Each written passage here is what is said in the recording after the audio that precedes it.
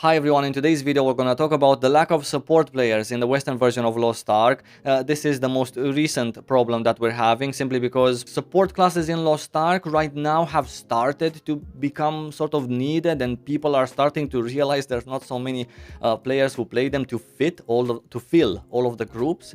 However, the more content we get, the harder it gets. The more we're gonna wanna have support classes in Lost Ark. So this is just the beginning of the problem. Yesterday's tweet from the official Lost Ark account giving a star to Bard and Paladin players sparked some interesting discussion in the comment section of that tweet. Not to mention the forum is full of people with ideas on what we can do to fix the support crisis. I want to share my thoughts on these ideas and overall just discuss this problem. Allow support characters to enter the Legion raids and the Argos, the Abyssal raid, more times but without loot. So more than one time per week to be able to just enter and help their guildies and friends.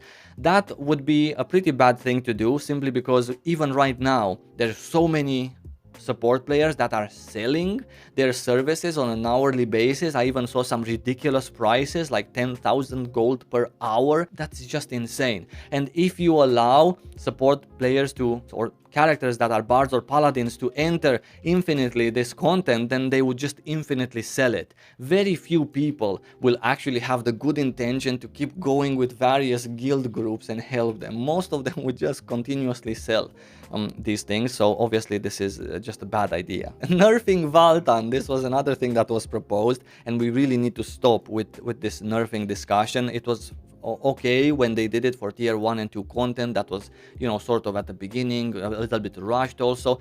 People were rushed through them with a lot of materials from the island, so it was okay, right? At that time made sense. But the actual end game content, like Legion raids, at least at the bare minimum, should really not be touched in terms of difficulty. Nerfing Valtan, making it easier without a support player in the group, won't guarantee you not falling off the platform.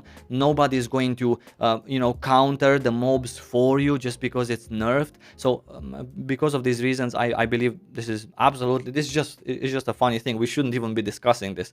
A nerf won't solve the support crisis. A power pass that only works on a bard or a paladin, I can absolutely get behind that. I quite frankly think that power passes should be already available, at least in the cash shop for real money, if not given out at every class release, simply because they do want to rush us into things. They do want to, make us catch up to other regions. So because of this, we don't have to copy everything Korea did, like some classes did not get a free boost. We can do it differently, same as we've done most things in our release. So a pass just for these two classes, absolutely. Just go ahead and do it. I think it should be a Punica power pass, quite frankly, to get them started all the way from tier 3. It wouldn't solve the problem, because again, if people are not interested in playing this class to begin with, then yeah, not many will. But some that right now understood the value of it, and some that don't mind whether they're playing a sharpshooter or a deadeye or a bard, some would absolutely maybe use this opportunity. A honing buff or more materials dropped for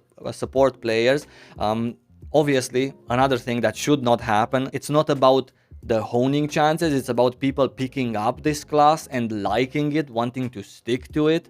And if the class is just not their style, or if the class is missing something at a basic level, right, then people wouldn't do it even with higher honing chances. Maybe just, I don't know, maybe just as an alt, but they wouldn't take it seriously, thus maybe not be always up to date as a main should be.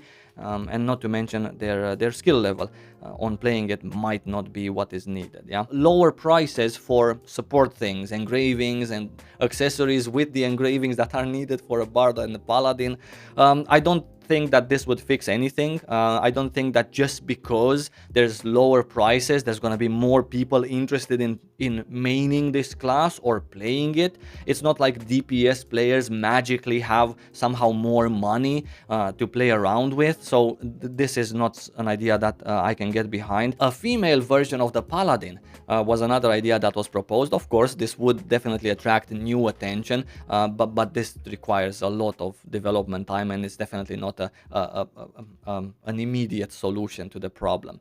Viable DPS specs for both paladins and bards, right? So that they would be able to play a support role, but they would also be able to play a proper DPS role, at least as proper as a gun lancer can do, right? Now, this is a little bit weird because I think that at the same time, when the people who dislike the slowness of the bard in solo content, those people who would enjoy playing these classes more and have a better time at it, there's the other people who when they would get a DPS spec, they would just go like that. I'm a DPS bard now, guys. I'm not gonna support you, so you're taking me as a DPS class.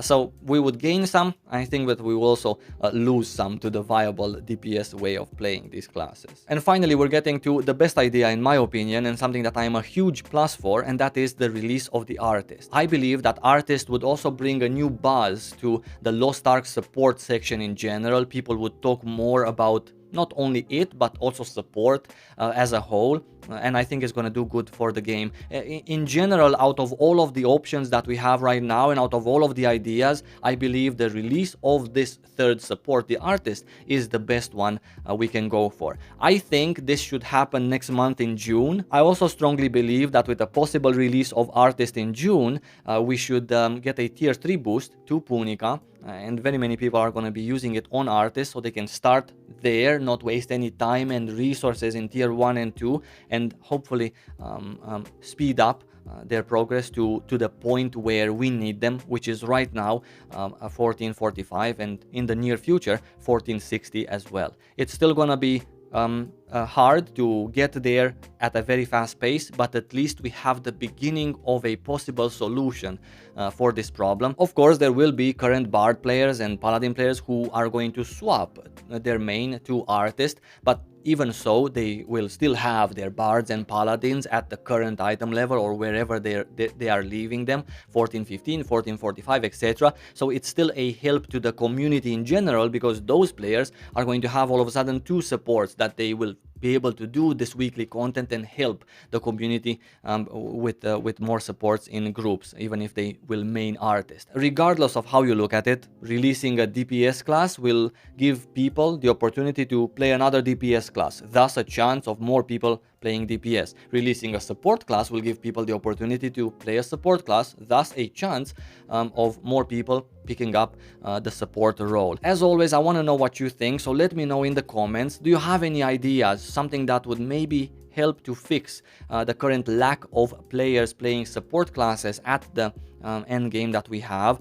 Do you think they should rush into releasing artist in June, or do you think they should leave it for July, maybe to catch sort of Vicas? Because as I said, the higher the content gets, the more we're gonna need them. So maybe we can wing somehow Valtan with what we have, but for future content it would be really nice to have it. What are your thoughts on this? Let me know, and until my next video, stay safe and take it easy.